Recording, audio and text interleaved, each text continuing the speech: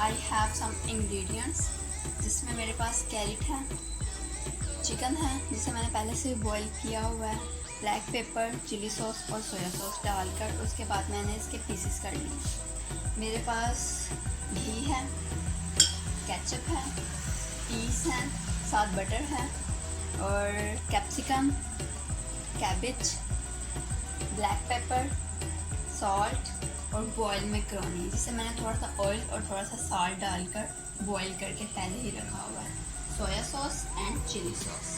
चलिए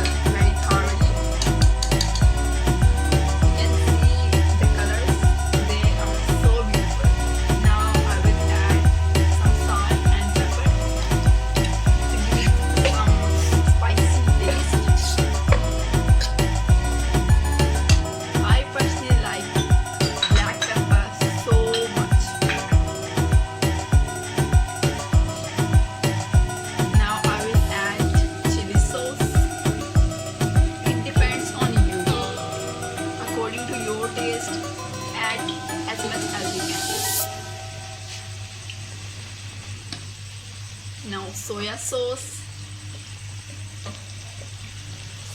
Yummy, guys, you can see how it is looking.